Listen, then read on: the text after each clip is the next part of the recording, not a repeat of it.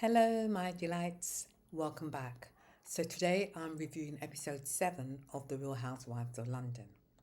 Now, if you thought the beef between Cardi B and Nicki Minaj was bad, you should have seen what happened between Amanda Cronin, Juliet Angus, and, yes, Panthea Parker, all in Scotland. Let's talk about it. So, what stood out for me in this episode is the Pamper Party organised by one of the Pamper Party organised by one of Nessie's friends. We sadly hear of the passing of Karen's sister during filming, which I can sincerely resonate with. And last but not least, the trip to Scotland organised by Juliet Mayhew for all the housewives, and that's when things turn from bad to worse and get really out of hand. Let's talk about it. So the girls have been invited to a beauty pampering party held by one of Nessie's friends. Her name is Venetia, and she runs a prestigious beauty app company where you book luxurious prestige beauty treatments. So the scene, you see all the girls in this big massive grand house with acres of greenery. The house was huge, but they're having a pampering party, so you see like heart cakes on the table, and so they're having things from like head massages, foot massage, pedicure, manicure, that type of thing. And I hear some of the girls saying, "Hook me up." I think it was Nessie actually saying, "Hook me up." And Nessie's lying in this chair, and she's having an intravenous drip being put through her. So I don't know what kind of vitamin she was having, but it was, you could see that she's used to having whatever through the drip. And that just made me think back to when I was severely anemic. I was so anemic to the extent where I had to go to the hospital every couple of months to have iron pumped directly into my veins, so that I could just function like a normal person. When you're severely anemic, you're very tired, and you can pass out, and it can be very detrimental if left untreated. So yeah, I used to go to the hospital every couple of months, but then that was life-threatening. And not everyone likes needles, but it was the ease that Nessie was like, "Oh, hook me up." She's just lying there having this intravenous needle drip, I don't know, being put through her veins. Yay. But apart from that, the pumper party seemed really good, and it was nice to see Karen being pampered, which was well, I'd say. She really needed that and more, especially after hearing of the sudden passing of her sister. So let's talk about that.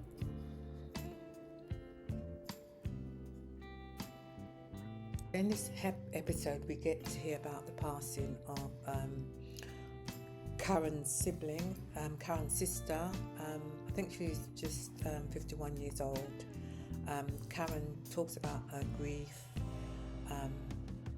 and how it happened whilst, it was a surprise passing and happened while she was, filming.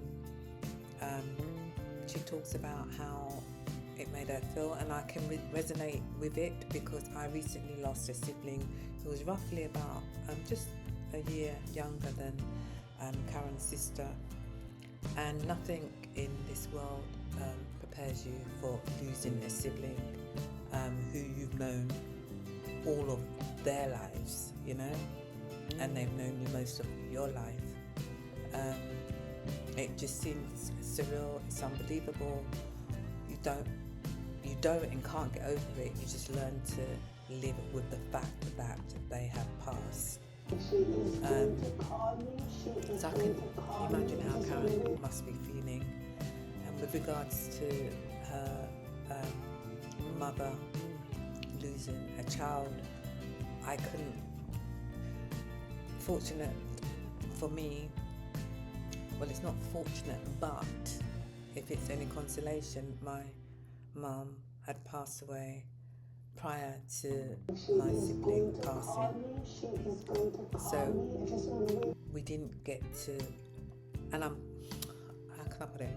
So we didn't, and I couldn't imagine because my mother's having to generation, watch they and don't witness really my know how mum to cry hearing the death and how to grieve. God, so the way she's dealing with it now is so hard.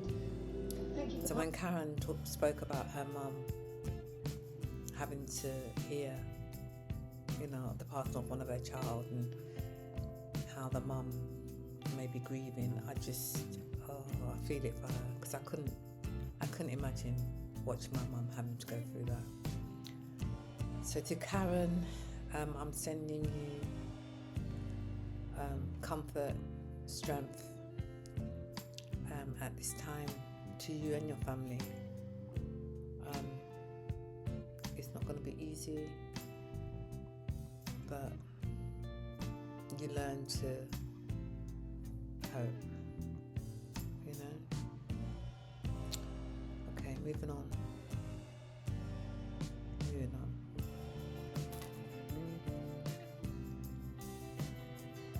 But yes, I forgot to mention, in this episode, we see Dorinda Medley make a cameo appearance. Apparently she was in the Real Housewives of New York City from 2015 to 2020. She is Amanda Cronen's mentor for this series of the Real Housewives of London.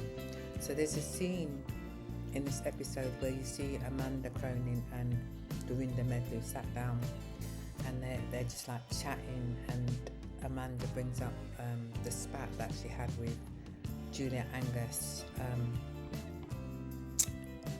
the other day at the Posh Picnic, and she was saying to Dorinda words to the effect of, I really popped off at her, at Julia Angus, and you see Dorinda kind of hyping up Amanda, hyping her up, and it was I don't know, she was hyping her up, she likes to hear those kind of things, and you can tell. I don't know much about her. If you're an avid Housewives viewer, you will know what she's like and whatever, but my impressions of her is she's always ready and raring to go, and she likes a good showdown. So I just thought I'd mention her. She's made a cameo appearance. Yes, so let's get back to what I was talking about.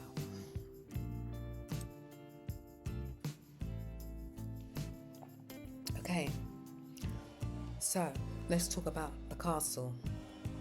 Juliet Mayhew, Juliet M, has invited the girls to stay at a castle that she and her husband are invested in. They have shares in this castle in the Highlands of Scotland.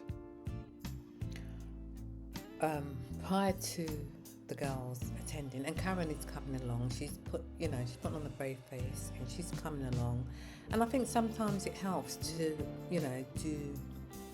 to keep busy, especially in a time of grief.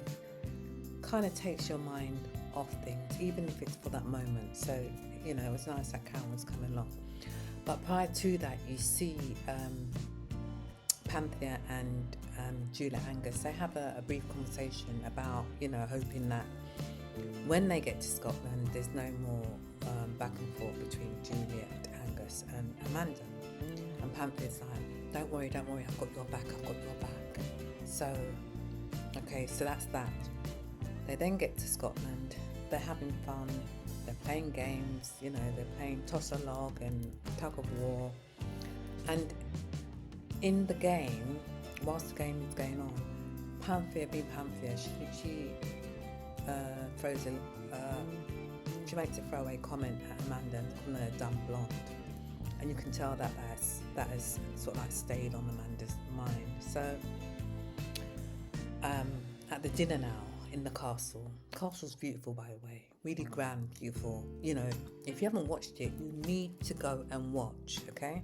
Because I can't sit here and tell you it's every single piece that's happened, you know. Anyway, so they're at dinner now, and then the conversation comes up about, I don't know, Panthea's, you know, like they're throwing words, you know, like really getting on people's nerves and bullshitting. And the conversation comes up about Panthea calling Amanda a damn blonde, and Amanda's like fed up with it, you know. She's like, I'm sick of your bullshit, you know, you need to get a job, go find something to do with yourself, get a life, get a job, words to that effect, yeah. And so when Amanda says that to Panthea, Julia Angus joins in, you know, and she's saying to Amanda, oh, that's mean, you shouldn't have, you don't have to tell her to go and get a job, that's mean, you didn't always have a job, I was, you know, I remember when you didn't have, you were living in a flat, and, you know, the thing is, Julia Angus and Panthea Parker, they made a pact, yeah, so they made a pact to stick up for each other, so they were somewhat plotting against Amanda, weren't they?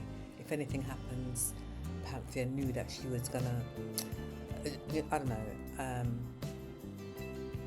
Julia Angus knew that she was gonna have Panthea's back, yeah? So, it's 2 against 1 now. Julia Angus has jumped into the conversation, sticking up for Panthea, saying, you know, it's not nice to say she should get a job, you know, she's a full-time parent, it's hard looking after a kid. And Amanda's like, I don't care, she should get a job. But it's true, Panthea, you're just too, I don't know, where do you find the time, Panthea, to wind people up and go on at people? So now Amanda's coming back at you. You're feeling hurt and wounded, and it's not nice, is it? No. So Amanda's like saying to Julia Angus, why are you joining in?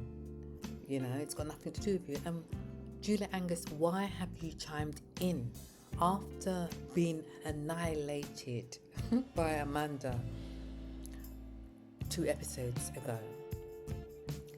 Why do you feel the need to chime in again? And then your friend digs at Amanda, and by now it's Amanda versus Panthea and Julia Angus. Yeah. But Amanda stuck it to them. She peppered them. And the episode is to be continued. And on this occasion, I am on Amanda's side.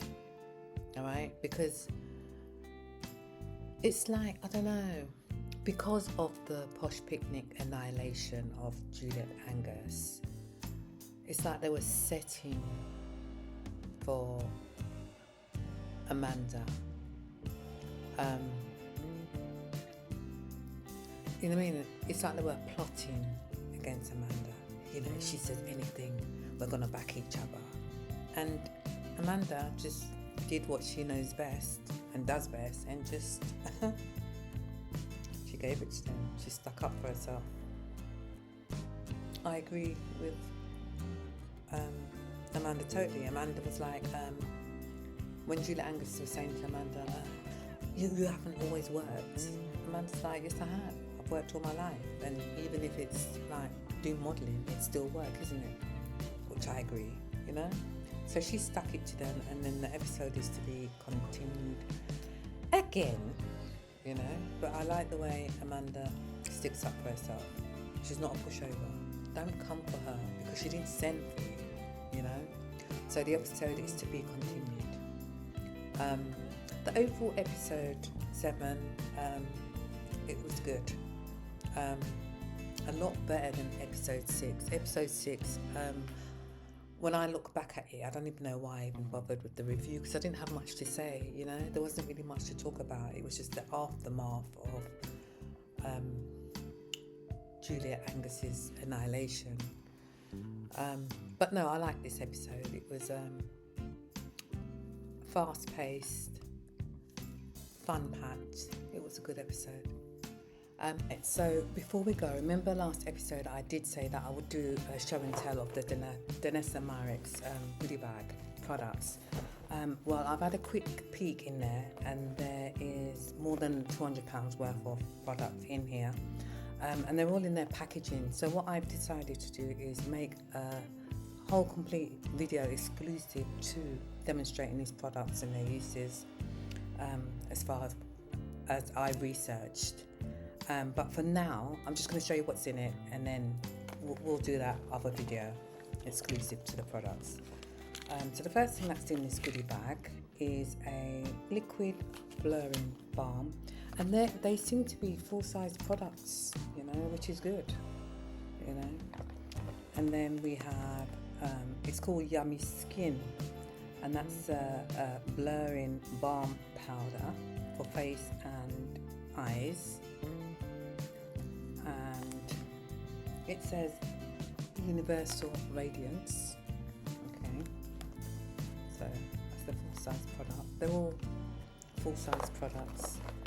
What else have we got? We've got Yummy Skin. So it's a Yummy Skin range, or it's called Yummy Skin. Glow Serum, hydrating and priming face serum. So this is a face primer. What else? I don't know if you can hear the aeroplane, but you've got to bear with me because I clearly live underneath a fly path. Okay, so the planes are either going to Heathrow or to Gatwick, so you'll hear them, especially at this time, quite frequently, but I have no control over that. Just listen to me, not the aeroplane. And then we have a Yummy Skin Water Powder Serum. Okay. We have a Yummy Skin Flushed Dancing Queen. Now these are like blushes. This one's called Dancing Queen, and I think there's a couple of these. Yeah, so we've got Dancing Queen and Prima Donna.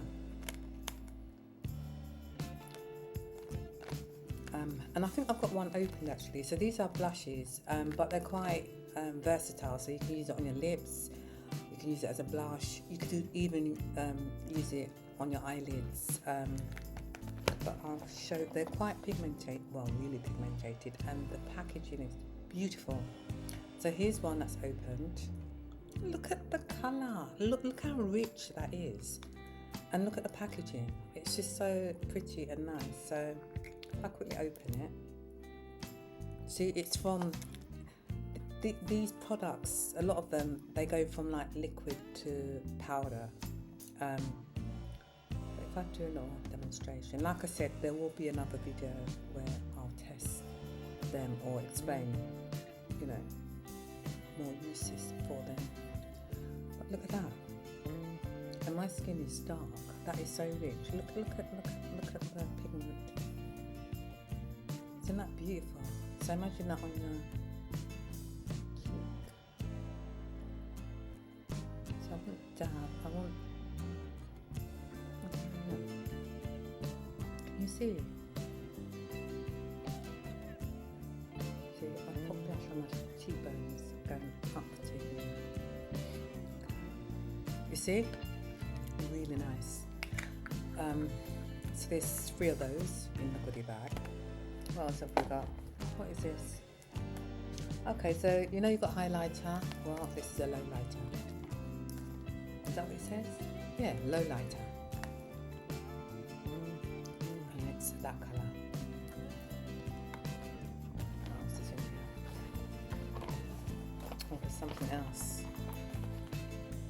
Oh, okay. So there's the universal blur powder, but this is a little mini. So that is the mini to that. Isn't it cute? But those are the products, okay? Danessa Myricks. If you don't know, do some research. Go Google her. But I will make a video exclusive to these products. So I'll open them up and see if we can test them. I'm not a beauty expert, but you know, I'm trying. See you next week.